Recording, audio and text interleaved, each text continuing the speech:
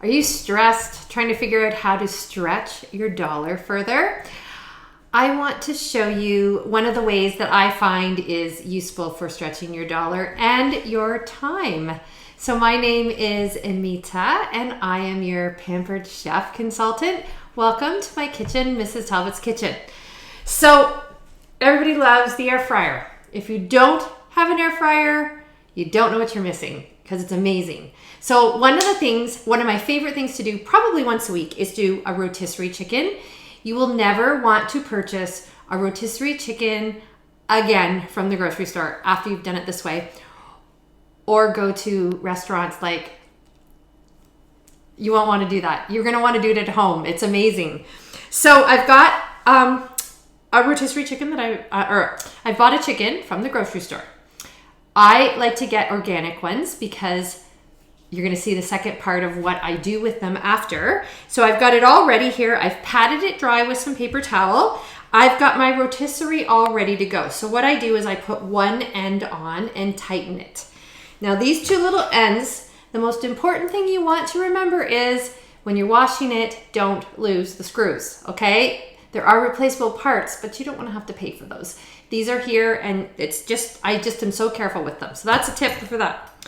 So I've got it on one end, I've got it tightened, and I'm gonna put it through my chicken, and I'm gonna press the prongs in.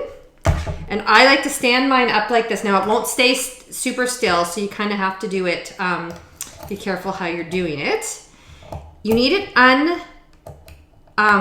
the screw loosened enough so that you can get it to put it right down over the little edges of your rotisserie. So sometimes I can do it super fast, and other times it takes me a little bit of a fiddling. So here's what my screw isn't up far enough. So that's what I do. You're just gonna play with it there, and it gets over the little notches, and here we go. So I like to make sure too that I've got it kind of even. So this side isn't quite as deep as I would want it. So you can just adjust it quickly, tighten it, put this end down. And the whole idea is the tighter you can get it on the rotisserie, the better it holds while it's cooking. So I've got this down, tighten, both ends. And I push it in really tight, and then I get some butcher's twine. So I use 3. That's how I like to do it. I tie it all before I season it. So just find it a bit easier that way. So I start with the middle, and you want to kind of get the wings in as best as you can, and give it a really tight tie with a knot here. Got that going. Okay, so we're good to go there. Still feeling like I'm gonna move it down a tiny bit. So that's what I find sometimes once you get it tied on, you can just I'm gonna let it out on one end. This is how you balance it out. Tighten it, and then you can let it in on the other end, tighten it. So I've got it more middle of my rotisserie. So you can tell it's not gonna spin. That's my rotisserie spinning. So then, my favorite is with our rotisserie spice. I clean my bottle after, so you know, because my hands have been touching the chicken. So our rotisserie spice is amazing, and I generously pour it on. I use this for wings. Now, the honey sriracha, which is a new spice that came out this fall of 22, I would actually try that as well. That would probably be great. But I'm gonna do a traditional, how I do my rotisserie. So I generously season it, kind of rub it in, pick up any that I've lost in the process, and it is ready to go in the air fryer. Now, when I'm putting it in, I use my hands. I find it easier to get it in place, but when it comes out, you're gonna wanna use the retrieval tool so that you don't burn your hands. So that's it, it's ready to go. I'm gonna put it in the air fryer. Here we are, ready. And that's where it's easier with your hands because you can make sure it locks right into place. The little notches, spots where the rotisserie goes are right in there. This is my preference. I love using the mess catcher tray's silicone tray. because I can set my chicken right on it when it's done while it just kind of sits there and rests. You turn it to rotisserie, so easy as that. Press the button. 45 minutes is usually good if you have, if it's all thawed and everything, it's a great time for it. But I always check it, add a bit of time if you need it. It depends on how big your chicken is really. So I'm gonna double check to make sure my rotisserie is on. So I do the lights. You can hit the rotate. And let's see, is my rotisserie turning? And it is, I hit the rotate and there we go. I don't know if we can get in there and see it, but it's beautiful. So we're gonna check back in 45 minutes and you're gonna see the beautiful, juicy, crispy skin on this rotisserie chicken. It's gonna be fantastic. So here we have it. Done. So I'm gonna use my retrieval tool. It makes it so much easier. So you just reach in with it, grab it off. Now I have, like I said, I use this tray because I can get it down on it. I'll just pull this out a bit more.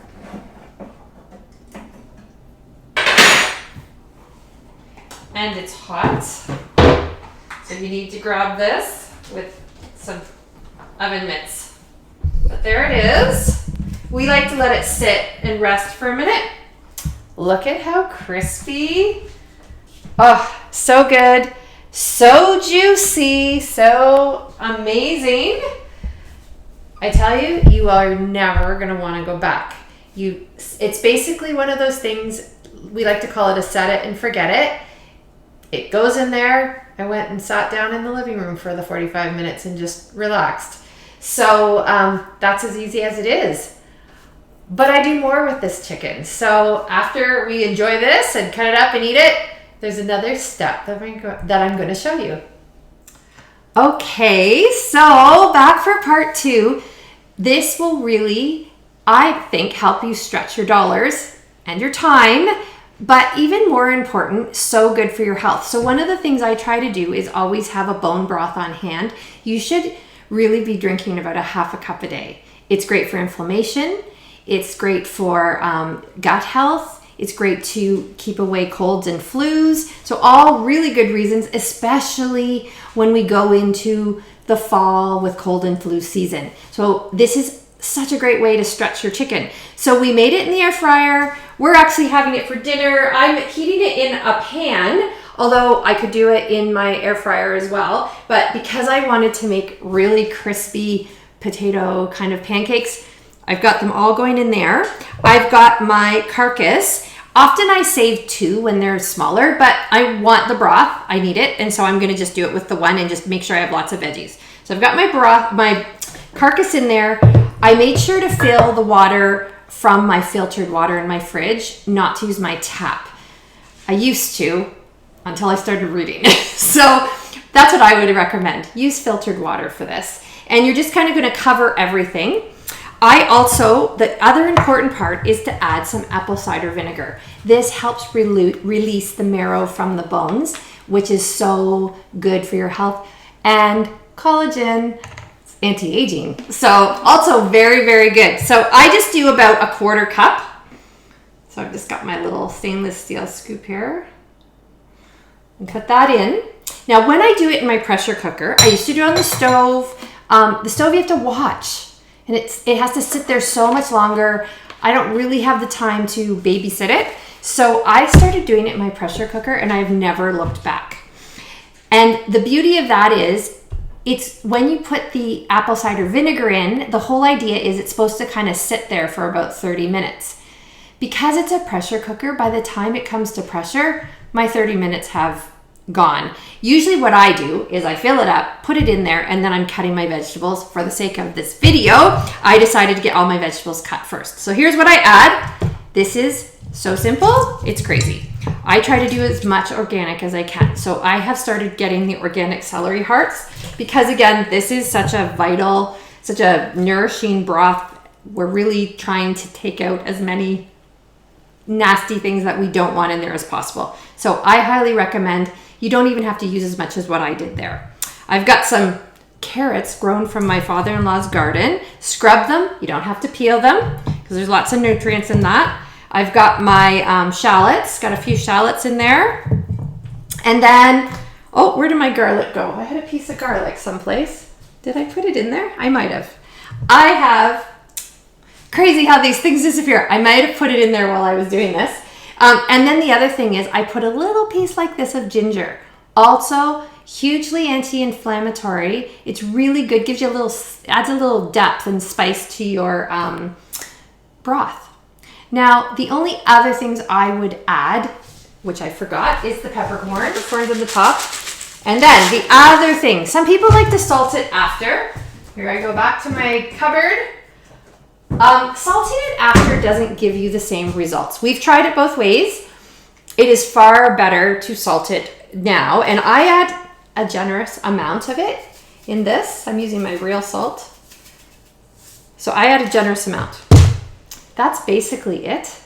That's as easy as it can get. If you have some herbs on hand, you can throw those in the top as well. But what I'm doing, it gives you this beautiful basic broth. If you have any chicken left over after you've had it a couple times, you can also just throw it in there. That's what I often do. I make it as a chicken soup. I use it in my school to keep them nice and healthy. And like I said, I just pour myself a half a cup, put some salt and pepper on it, like heat it up first of all, then put some salt and pepper on it, and I just sip it like a tea. So good for you, so good for your stomach even, just to settle everything. So this is a 2-hour deal. I put it on my soup setting. There we are. So 2 hours, I'm gonna have some bone broth. It's gonna be amazing.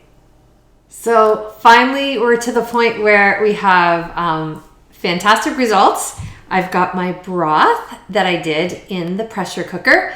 It goes on for about 2 hours. However, I did it at night. It's super hot, so I actually just let it sit and left it. And then this morning I decided, because I was too busy, I didn't want to do the straining of it. So this is what I do. All I did was took out the big pieces, obviously, and put them in the compost bin until I got my beautiful stainless steel sieve. I haven't had to worry about getting, like, I like everything out. I like a nice smooth broth. And this does the trick. It's a great way to do it. So it's pretty easy. This one wasn't a big batch, and I actually used some today to make a chicken noodle soup, but didn't have time to strain it. So I just thought I'd leave it. I put it in the fridge for the day, and it's all strained. Put it in my classic batter bowl because it has a lid, and it's just nice for me to have in the fridge for a couple days. I'll probably use it to drink it, or I made myself a really nice with it today. I made a beaten egg soup, or the Italians call it a stracciatelle. So all that is for me is I've just got the broth. You beat up a couple eggs. I didn't have any of the Parmigiano, but you can use that. You beat it with the eggs in all together. So the cheese, the Parmigiano, and the eggs, and you just pour it in your boiling soup and kind of just stir it up. And it's delicious. So there it is, from air fryer with my rotisserie chicken all the way to my bone broth. You've stretched your chicken, and I believe I got that organic chicken for around $12. So there's not as many of us home here, so it's a little different for us right now. We're not used to feeding this few people, but a couple meals out of it. I used it for lunch at school. Now I've got the broth, already used the broth for lunch at school and my own lunch, and I've got a full serving. So other easy ideas you could do with it. Tortellini soup, super simple. You can buy the tortellinis at the store. I don't make tortellini, but that would be a delicious soup. You can make an easy chicken and rice soup, which I'd love to do in my pressure cooker as well. And I use a wild rice, and I do it all in there, but I've got my broth ready to go. You can use it for making your rice. You can use it for quinoa. So many things. The other thing we do, we just package it up in our Ziplocs or my reusable bags that I have with Pampered Chef, my storage bags. Let me see if I can find one of those before I sign off here.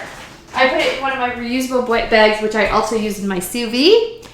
pop it in my freezer. I'll let a couple carcasses build up and then I'll make it. So you don't even have to do it right at the time. Just don't throw out your bones. You're throwing out money. So you want to save that. So I hope that was inspirational. I hope it helped you. It's pretty simple, but you can do so much with chicken, so much with broth. So I hope that gives you tons of great ideas to help you this fall.